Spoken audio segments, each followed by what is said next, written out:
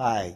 Morning, Doug. Morning, Mike. I'm interviewing Douglas Harding, who, in my mind, is one of the most successful open bookstore dealers in America. He has a bookstore in Wells, Maine, right on the Maine Drag, and he's had it for a number of years. Doug, tell us how you got into the book business. What brought you into this trade? Well, I went to an auction one day, had $25 to $30 to spend. I bought the books and I was in business. And about 3 or 4 months later, I bought a collection of about 50 to 75,000 books, which you know, your former boss bought a good part of them, and so did you. Yep. And I was in business. Where was your first place of business? East Hollis Street in Nashua. In Nashua. Yeah, in 62. How long did you stay there? 2 or 3 years. And then from there? Up on Amherst Street. Still in Nashua. Right, still in Nashua. And when did you leave Nashua and come to Maine? Well, I went from Amherst Street down to East Pearl, and that's where I ran the plate book business out of. And then I came to Maine in about, it was 79 I bought the property. 80 we moved. Been there ever since. And at one time you not only had a store, an open store in Wells, you also had an open store in Portland. Yeah, I bought a big building on one of the corners in Portland, across from the Art Museum. That was probably one of my biggest mistakes. Not in behind the building, but trying to run a bookstore there. It was not a place for a bookstore? No parking. Yeah, without parking. Got to have parking. So it didn't work out, so I sold the building. And you just reconsolidated all the stuff took all back. the books out, didn't sell the books, just brought them back to Wells. Brought them back to Wells. Oh. When you first started in the trade, Doug, who were some of the people that you came into contact with? What are some of your remembrances of some of the early days when you were a bookseller in Nashua, back in the 60s? One of the earliest persons was Ken Leach, and the next one was Lloyd Curry. Yeah. Because I wrote him a letter when he was at J.S. Kenner's to send me a list of the literature they were buying, and I used to go around and buy literature and sell to Lloyd for anywhere from 50 cents to $2.50 a piece. Those were the good old days, I I'd like guess. to have some of those books back. Well, yeah, 50 cents and $2.50, I can believe it. Oh, God. Charles Chestnuts for $2.50. Wow. But they weren't, you put them in the catalog back then for $15, $20. Yeah. And That's the difference. That was the market in those days. That was the only market. And as I recall, there were a hell of a lot more booksellers running around in those days than there are today. Open shops were much more Yeah, a prevalent. lot of small shops. Lots of them. And now, there's very few. And they're not open. While we're just talking about this, Doug, do you see a future in the open bookshop? Is this something that's going to die? Only if you've got a good location, and you almost have to own your property. So, in other words, it's an uphill climb if you're renting and you're not in the right place. if you're not in the right place, you're not going to stay in business. Yeah. People will not go out of their way anymore. They don't have to. They can sit down at a computer, and that's the end of it. I was going to ask you, coming up next, is for you personally, was there much of a transition from the way you used to do business to the new world of the computer? Yeah, because I still can't run the computer, but I got people who can. Well, I think that's good enough. That's the secret. I know your daughter Yeah. and son are Yeah. pretty active in the business. I mean, I'll never be able to do it because I don't want to do it. Well, I think that's a personal choice, isn't it? Yeah. There are still booksellers who don't have computers and don't have fax machines, and they seem to be doing pretty well. Yeah, I mean, if you have a clientele, you're going to do well. But what's happened is the books that we used to sell for decent money aren't saleable anymore. Because of the internet? Yeah. You got somebody on there selling a $100 book for $5. Now, what are you going to do? Which one are you going to buy? Well, I would imagine the $5 one. Exactly. And there's always, it's a race to the bottom, not a race to the top. It's an interesting way to phrase it. Do you yourself do anything on the internet? Do you do any buying on the internet or selling, or do you leave that up to I leave that kids? up to the help, period. How often are you out on the road buying or selling books? We go out every day. Every day. You know, either a house call or I go on and check certain places. Do you have like a regular route? Absolutely. And do you cover mostly around your area, or do you go far afield? It's mostly southern Maine. It doesn't pay to travel anymore. Yeah, that's You know another what? issue. If I got a house call somewhere and there's a dealer near, I'll check the dealer out. But just to go there on a whim, you can't do it anymore. Yeah. Well, not unless you just want to take a trip to, sightsee. I know that you have in the past ventured off to do the California book fairs, and you have in the past driven both ways. Do you still continue that habit of yours? Drive out every January and come back every March. And do you hit a lot of booksellers along the way? Not anymore. Not anymore. Used to. Really? Used to buy 60, 70 cartons of books. You can't do it anymore. Was the 60, 70 cartons of books a total purchase, or was just one way, or what? You just Cumulative. accumulate. You go to Peter Howard, you buy 20 cartons. Yeah. You can't do that anymore. Wow. So what is the expectation that you have now on these trips?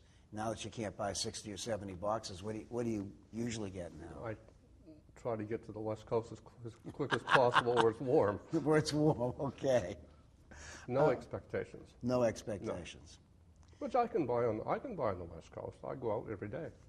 Well, Just- yeah, I think you can buy books up there. people who know what they're doing can buy books almost anywhere, I would Across imagine. country, the places I used to deal with, they're all closed. They were previously open shops? Yeah, but they're closed. And they're out of their houses. It's too hard to get to set up appointments. Yeah, if you're traveling. You don't know what the weather's going to be, et cetera.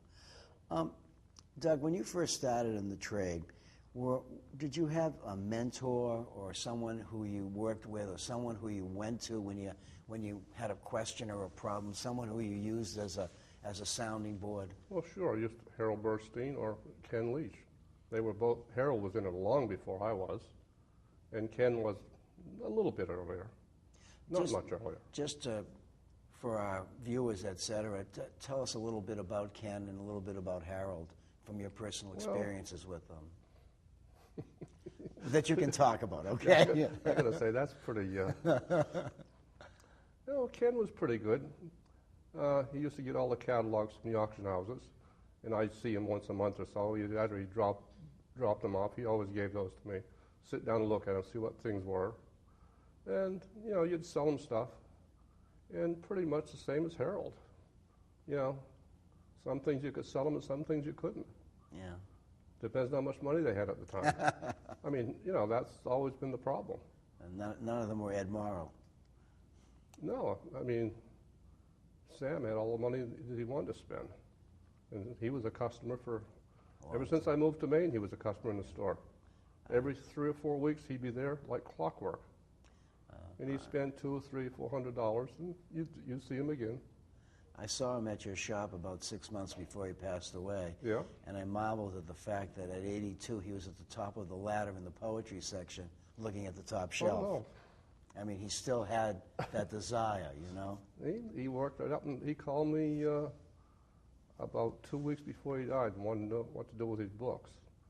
And I lined him up with Leaf, because I didn't want that. And for people who don't know who Leaf is, it's New Leaf England Book Loudon at Auctions. New England Book Auction in That was Sunderland. the easiest way to do it. Yeah, I would imagine it was. There was some good books there, but there was some books that had problems. Well, yeah. Let me ask you this, Doug. If you were to enter the book trade today, how would you go about it? I'd try to find somebody with a lot of money. You can't get in the book business unless you got money. Just can't do it. It's also always been for me a labor-intensive kind of business too. I mean, when I got in, I had no money at all. Well, I know. And today, you can't do that. You can't rent property. You can't do anything unless you have money. Well, you've recently added on to your existing shop a sort of like a warehouse. Yeah, it was 3,000 square feet, When did you do that? about 4 years ago. And what was the purpose that you had behind that? Just needed a room. Just needed. I mean, it wasn't enough room. I didn't want to fill the house up. Yeah. The barn's full as it is. I didn't want to fill up the house too, so kept the house as a house. Well, that's probably a smart move. If someone were to say to you, Doug, what do you think is the greatest challenge facing the antiquarian book world in the years ahead? Well, we're not getting any new people in. You look That's around a problem. You look around this show, and they're all our age, pretty much. Yeah, well, And the customer's the same way. Doug's referring to the Boston Book Fair that we're both attending at this moment, and he is referring to the fact that most of the people here are our age. Well, so is our customers. That's that's not another issue. good. No. Not many young customers. Well, there are also not many young booksellers, But that's what I was referring to here. They're just not here.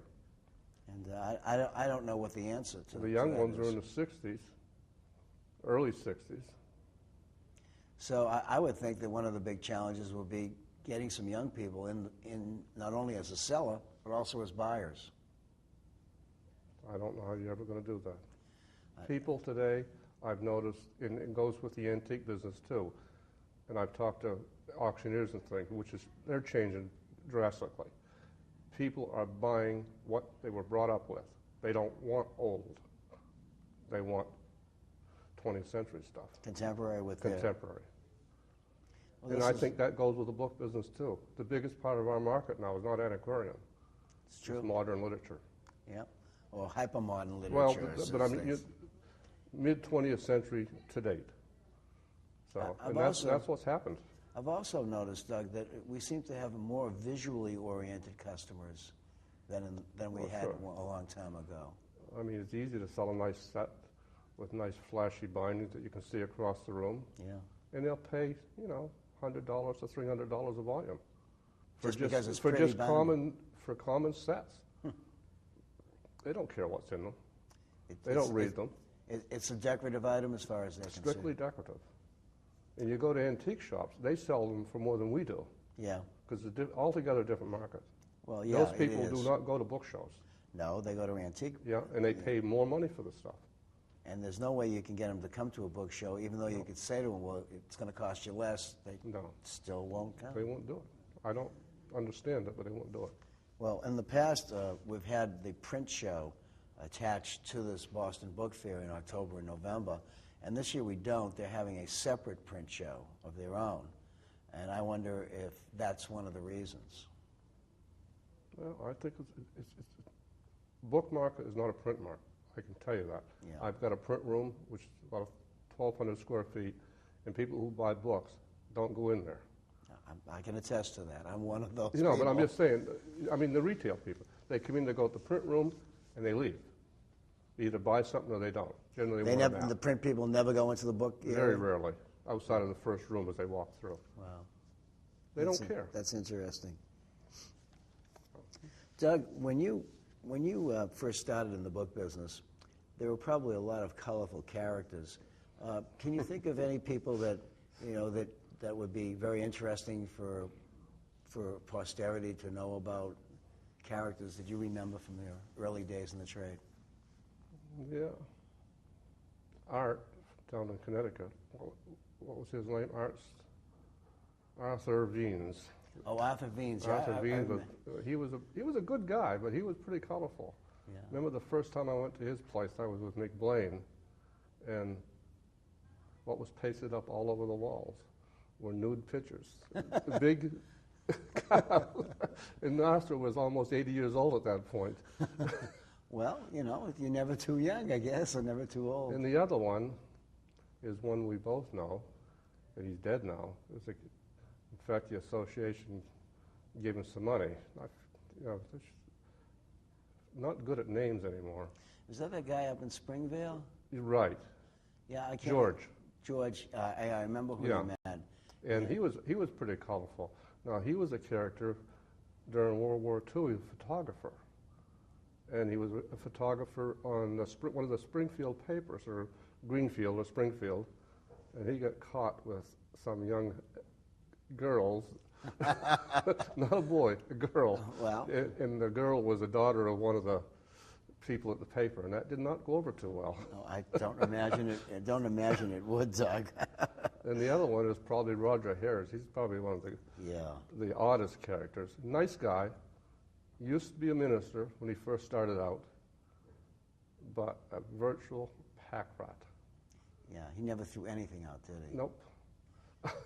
Unbelievable. And he's still going. He's going to be almost 90 years old.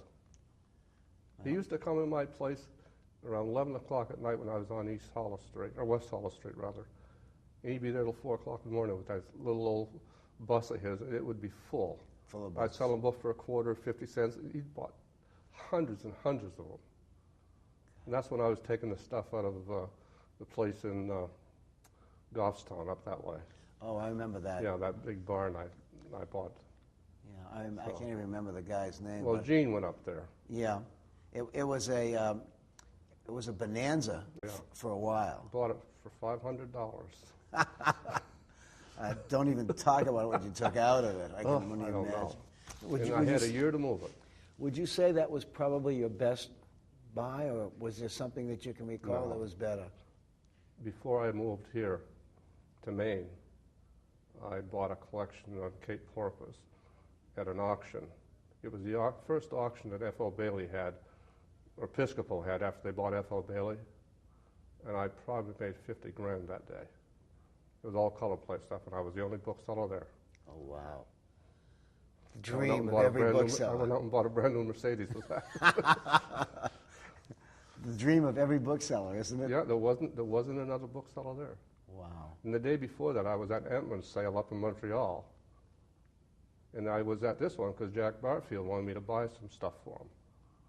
But he didn't, he only wanted a couple of the periodicals. The ad was garbled. You couldn't understand it.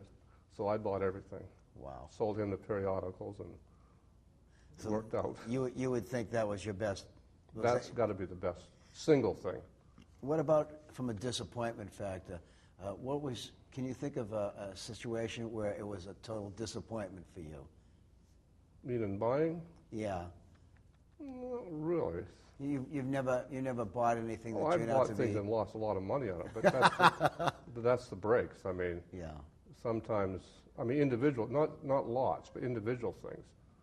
That happens, It sure does. you know, because you got something good, but there's no customers for it. So Well- you just get rid of it. You throw it at auction and be gone. Get it out of your Yeah, system. well, you might as well take your loss and go on to something else. And move on. Doug, what part does book fairs play in your total business structure? Not much. Not much. I mean, Then why do you continue to do them? What's your well, what's your method? we get customers. And I do the one in California because I can write the whole trip off. Yeah, You know, that's absolutely true. we have a wonderful, IRS system. We can write all this stuff off. As long as you're doing it for business purposes, you It get is business. And then, I go run around during the day, here and there, and buy a book here and there. You don't have to do a lot. just enough to keep Just yourself. spend a few $1,000s, and it looks like you're doing something. When you first moved up to Maine and opened up that wonderful bookshop that you have, what was going through your head at that time? Did you think Nothing. it was going to be a boom, a bust, or No, I mean, the plate book business was done at that point, and I had money, and I figured, just buy the real estate. You can't really lose. not when you own property? I mean, I bought the house first, and next year I bought the other place. What kind of And a everybody trap? laughed when I bought it, because I paid a lot of money for it. Wow. Well, like, not laughing Those anymore. who know you weren't laughing. No, but I'm just saying they're not laughing anymore. No, of course not. So, What kind of traffic on a normal summer day can you get in your well, shop? it in used to Wells? be, not anymore, but we used to run, on a normal day, 150, 160 sales Wow. in July and August.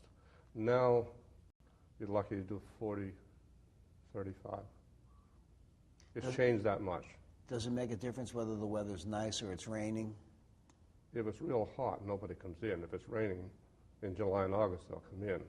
But if it's raining this time of year, nobody comes up from Boston. Yeah. Even in January and February, if it's a nice day, the weekends are very busy because people like the cabin fever. They get out. Yeah. You can walk, they even walk the beaches in the wintertime, but they're not going to do it in the rain. No, I don't think so either. The internet, which you don't handle yourself personally, has been quite a revolution for a lot of booksellers. In your experience, has it gotten you more customers? Has it gotten you more books? Has it gotten you more sales? What do you? It does not get you more books. It doesn't. No. It's not a buying tool. No. For you. And the sales you get are from people who would never, ever step in your store because they're all over the world. I mean, that's the difference. And you're selling stuff that you couldn't sell out of the store. In many cases, it's just not sellable. But people have different tastes from all over the world. Yeah. Sell a lot of stuff in Asia, a lot of stuff in Europe. Do you have any problems with these international sales? How do you go about making the sale? Do you take credit cards? It's all credit cards. It's all credit cards. Unless some of them actually will send cash in the mail from the Eastern Bloc area. Really? They'll send cash. Wow. I don't know where they get it, but you come in Well. a padded envelope with cash in it. That's always a bookseller's best friend. Yeah, no, but it's just that you wonder why it gets through. They put 2 pieces of cardboard there. And that's they it? Put the $100 bills in between them. Wow. It works. But the internet is still a small part of our business. Is it Yeah, maybe 10%. Maybe. just 10%? Yeah, and I don't think it'll ever get much more than that. Maybe it might go to 20.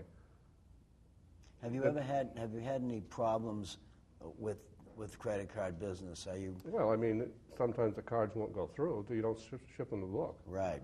We take most of our orders through ABE or Libris or Bibilo. We're on about 7 different sites, and some of them they process the cards, For you? and it costs a little bit more, but you don't have to worry about it. They just do it. They verify whether the card's stolen or not, or try to.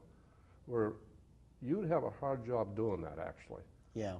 because even calling up the credit card companies, they don't want to give out any information.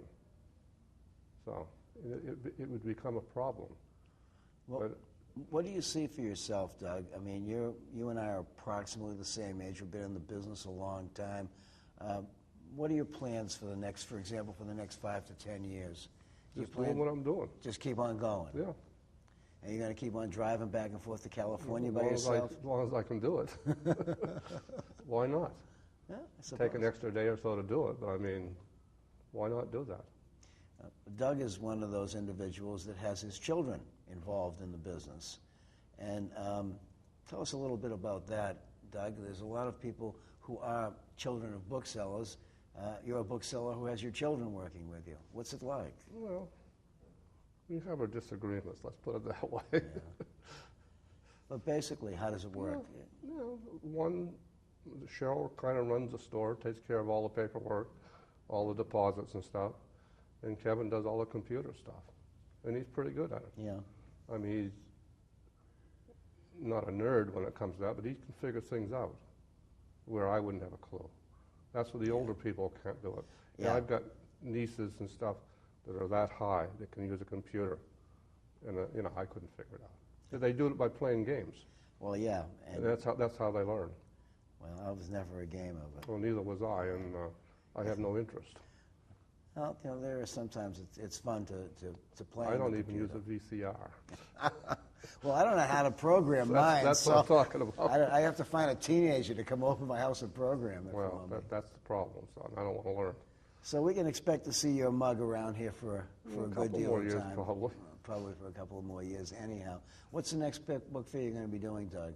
Oh, I think for me the best book fair in the country, bar none, is San Francisco. Is it because of the number You of can booksellers? sell older books there. Ah, as opposed to 20th century books. Right. You can sell them better there than you can here. What do you feel about a book fair of that size? Do you feel like perhaps you get ignored sometimes because of the numbers? No. Or? I don't think so. I think people who want to buy books will look. The ones who don't want to buy, you notice here, they're walking down the aisles, they don't look either way. Like that. Yeah. I mean, you're not going to sell them anything unless you're Heritage or Bauman or somebody. Yeah. You got to know them. They don't want to bother with us. They never did. I don't care what you have in your booth. You could have the Right. Besson book, and you'd have the same problem. So it's Reese's sort of, customers are not my customers. Let's put it that way. right. There's a sort of a snob appeal, do you think? Absolutely. It's Yeah. kind of like everybody for years claimed Gray Moreto was screwing them. Well, why do business with them? But they're still doing business. The same Right. people are complaining. I know. So why do business? Well, because there's money to be made, I would Exactly. imagine. So he's not really screwing them. No, he's not. He's But just, they're all complaining they are. And I know he's not, but I'm just saying. yeah, it's, I don't quite understand that mentality myself, People but I who know it bought exists. really good stuff 15, 20 years ago is made out like a bandit in this business. Absolutely. You know, if you bought junk, you got to remember something. It's always junk.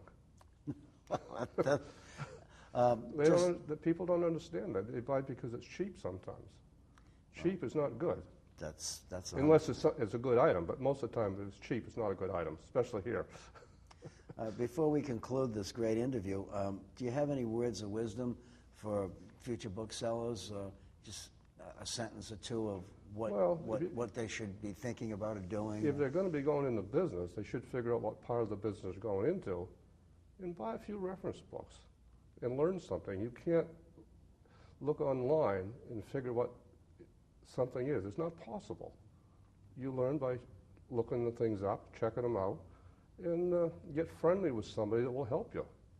That would be my suggestion. Yeah, sounds like a good one. And occasionally, if you're friendly with somebody, you got to sell them a book now and then. No, I mean, that's the way the business used to work. And I don't it's- think it does anymore. Well, maybe there'll be a going back to that kind of thing. It would be nice, but I don't see it.